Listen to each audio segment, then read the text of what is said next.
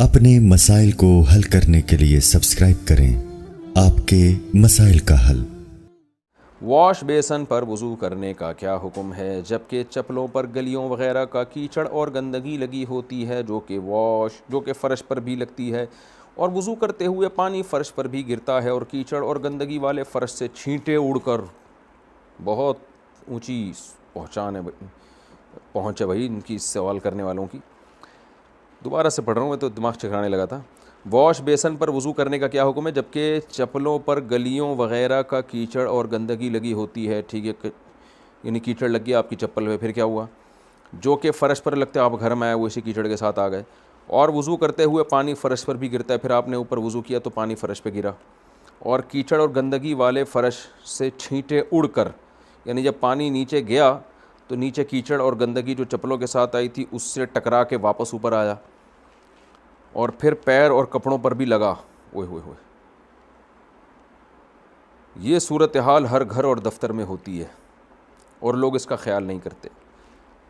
نیز چپلوں کے ساتھ آنے والی کیچڑ اور گندگی میں کچھ ناپاک چیزیں بھی ہو سکتی ہیں کیونکہ گلیوں میں گٹر وغیرہ ابل رہے ہوتے ہیں۔ اتنی ڈیپ میں جانے کی ضرورت نہیں ہے، آپ سیدھا سیدھا وضو کریں اور نماز کے لیے چلے جایا کریں، اور اگر آپ کوئی خاتون ہیں تو بھی وضو کریں، مصلی پہ کھڑی ہو جایا کریں۔ باقی یہ کہ گھر میں کیچڑ والے چپل لانا ویسے غلط ہے، گندگی کا ہے، اس سے ناپاکی کا کوئی تعلق نہیں ہے۔ اس سے زیادہ آپ نے ڈیپتھ میں جا کے غور کیا تو آپ کو تھوڑے دنوں میں نفسیاتی پیشنٹ بن جائیں گے آپ، اور میں نے بڑے بڑے طہارت کے مسائل میں لوگوں کو پاگل ہوتے ہوئے دیکھا ہے، تو میں بھی ہونے لگا تھا لیکن میں ایک دم اپنے اوپر قابو پایا، الحمدللہ اللہ نے مجھے بچا لیا۔ ابھی یہ سوال جب میں نے پڑھا تو ہونے لگا تھا میں، تو اتنی نہیں زیادہ کہ جایا کریں کہ وہاں سے پانی چھینٹوں پہ نیچے گرا تو پھر کیچڑ، یہاں سے کیچڑ والا پانی ریورس ہو کے اوپر آیا، تو چونکہ اس میں باہر سے گندگی بھی آ چکی ہو سکتی ہے، ہو سکتا ہے کسی کتے نے پیشاب کیا ہو تو وہ کیچڑ آپ کے کیچڑ میں ملا ہو تو پھر وہ چپلوں سے ملاؤ۔ اتنی زیادہ گہرائی میں جانے کی قطعاً ضرورت نہیں ہے، شریعت میں ناجائز ہے اتنی طہارت کے معاملے میں اتنا وہمی بننا۔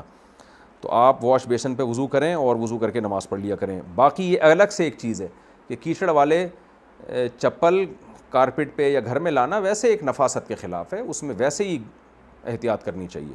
کیا اٹیچ باتھ روم میں وضو کی دعائیں پڑھ سکتے ہیں؟ اٹیچ باتھ روم میں وضو کی دعائیں نہ پڑھیں تو اچھا ہے، ویسے بھی وضو میں کوئی لمبی چوڑی دعائیں نہیں ہیں، صرف ایک ہی دعا ہے، اللہم اغفر لی ذنبی ووسع لی فی داری وبارک لی فی رزقی۔ اس کے علاوہ جو لمبی چوڑی دعائیں ہیں نا وضو میں، ہاتھ دھوتے ہوئے یہ، منہ دھوتے ہوئے یہ، قلی کرتے ہوئے یہ کسی بھی مستند روایات سے، حدیث سے ثابت نہیں ہے۔ وضو کے بعد اعضاء کو پونچھنا، کیا وضو کرنے کے بعد اعضاء کو پونچھنا چاہیے یا نہیں؟ پونچھنا چاہیے، یہ پتہ نہیں کس طرح سے لکھا ہوا ہے، ایک شعر یاد آ رہا ہے، بلال انصاری نے یہ سوال پوچھا ہے انڈیا سے، شعر یاد آ رہا ہے پونچھنے سے۔ ہم نے 9th کلاس میں تھے تو ہمارے ٹیچر نے شعر سنایا تھا، ان کے دستے نازک کے لیے بھیجی تھی جو پونچھی، خبر پہنچی تو یہ پہنچی کہ پونچھی نہیں پہنچی۔ یعنی محبوبہ کے دستے نازک، ان کے نازک ہاتھوں کے لیے جو میں نے پونچھا کی یوں سمجھے کہ چھوٹی سی پونچھے کو جو ہے نا پونچھی کہا جاتا ہے، یہ ہاتھ صاف کرنے کا رومال جسے کہتے ہیں، تو کہتے ہیں میں نے ان کے دستے نازک کے لیے جو رومال بھیجا تھا نا تو خبر یہ پہنچی کہ وہ رومال نہیں پہنچا، تو اس کو شاعر نے کہا ان کے دستے نازک کے لیے بھیجی تھی جو پونچھی، خبر پہنچی تو یہ پہنچی کہ پونچھی نہیں پہنچی۔ یعنی شاعر بیچارہ جل رہا ہے، کڑ رہا ہے کہ یار وہ رومال بھی نہیں پہنچا۔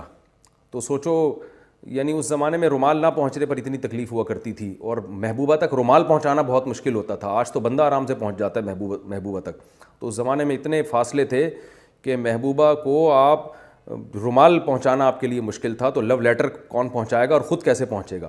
اور آج محبوبہ پہلے پہنچی ہوئی ہوتی ہے، بندہ لیٹ پہنچ رہا ہوتا ہے، یہ حالات ہو چکے ہیں۔ کیا وضو کے بعد اعضاء کو پونچھنا چاہیے یا نہیں پونچھنا چاہیے؟ دونوں طریقے حدیث سے ثابت ہیں، پونچھنا بھی ثابت ہے اور نہ پونچھنا بھی ثابت ہے۔ تو بعض علماء کہتے ہیں نہ پونچھنا زیادہ بہتر ہے، اس میں وضو کے آثار دیر تک رہتے ہیں، یعنی وضو کی تازگی زیادہ دیر تک رہتی ہے، لیکن جائز ہے، بہرحال الجھن ہوتی ہے بعض دفعہ، نماز میں دل نہیں لگتا، پانی ٹپک رہا ہوتا ہے تو پونچھ بھی سکتے ہیں، کوئی اتنا بڑا ایشو نہیں ہے۔ تیسری اور چوتھی رکعت میں قراءت کتنی کی جائے؟ فرض نماز اکیلے پڑھی جا رہی ہو تو تیسری اور چوتھی رکعت میں سورہ فاتحہ کے بعد کوئی سورت پڑھی جائے گی یا نہیں پڑھی جائے گی؟ نظام الدین انڈیا سے، نہیں پڑھی جائے گی۔ کسی نے پڑھ لی تو یہ بھی جائز ہے، گناہ نہیں ہے، اور سجدہ سہو واجب نہیں ہوتا، لیکن بہتر یہی ہے کہ سورہ فاتحہ کے بعد رکوع کر لے، کیونکہ فرض کی تیسری اور چوتھی رکعت بس سورہ فاتحہ، اس کے بعد نہیں ہے۔ وضو میں دانت سے خون آئے تو کیا حکم ہے؟ وضو کے دوران دانتوں سے خون نکلتا ہو تو وضو ہوگا یا نہیں؟ نیز عام حالات میں دانت سے خون نکلے تو اسے نگلنا حرام ہوگا یا نہیں؟ محمد شہباز انڈیا سے۔ دیکھیے، وضو کے دوران اگر دانت سے خون نکل آیا تو ہلکا سا خون ہے تو کوئی فرق نہیں پڑتا اس سے، لیکن اتنا خون ہے کہ تھوک پہ غالب آ گیا، یعنی آپ نے جب تھوک پھینکا تو اس میں سرخی زیادہ ہو، تھوک کم ہو، سرخ پنا زیادہ آ جائے تو وضو ٹوٹ جائے گا۔ پھر اس کو یوں سمجھا جائے گا جیسے خون نکل کے بہہ گیا ہے، اور ایسے خون کو نگلنا بھی حرام ہے کیونکہ بہتا ہوا خون ہے۔ اور اگر اس سے کم ہے تو پھر وہ ناپاکی کے حکم میں نہیں ہے، نہ تو اس سے نکلنے سے وضو ٹوٹے گا، نہ وہ حلق میں جانے سے حرام ہونے کا حرام کہا جائے گا اس کو، لیکن وہ حلق میں جاتا نہیں ہے، اتنا تھوڑا ہوتا ہے، جاتا اکثر جبھی ہے جب زیادہ نکل جائے وہ۔ پانی میں ٹینکی میں سانپ ملے تو کیا کریں؟ اگر پانی کی ٹینکی میں سانپ پایا جائے تو کیا حکم ہے؟ احمد گل ساؤتھ کوریا سے۔ دیکھیں، اگر مائع کثیر ہے، بہت زیادہ پانی ہے، بہت بڑا تالاب ہے، تقریباً 100 مربع گز، آپ ایک اندازہ ہے نا انچ ٹیپ سے ناپنا شروع کر دیں، اسکوائر فٹ، 100 اسکوائر فٹ جسے آپ کہتے ہیں، اسکوائر فٹ نہیں سوری، گز تقریباً، شرعی گز جو ہے تقریباً 3 فٹ کے برابر ہوتا ہے۔ تو اس میں اگر آپ کو یہ اتنا پانی ہے تو وہ تو نجاست گرنے سے ناپاک نہیں ہوتا جب تک کہ پانی کا رنگ، بو اور مذاق تبدیل نہ ہو جائے۔ لیکن اگر نارمل جیسے گھروں میں ٹینک ہوتے ہیں، اس میں اگر آپ کو سانپ ملا ہے تو اگر وہ سمندری سانپ ہے تو اس سے کچھ نہیں ہوتا، پانی ناپاک نہیں ہوتا۔ سمندر کے اندر کے جو جانور ہیں جن میں خون نہیں ہوتا وہ ناپاک نہیں ہوتے، یا پانی کے دریائی جانور بھی ناپاک نہیں ہوتے۔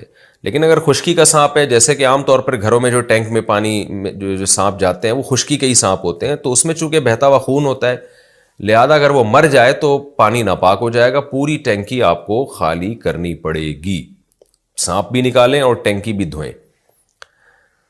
اچھا، اس میں کیا طریقہ ہے دھونے کا؟ دیواریں میں پانی بہا دیں ایک دفعہ اور نیچے سے پانی نکال دیں۔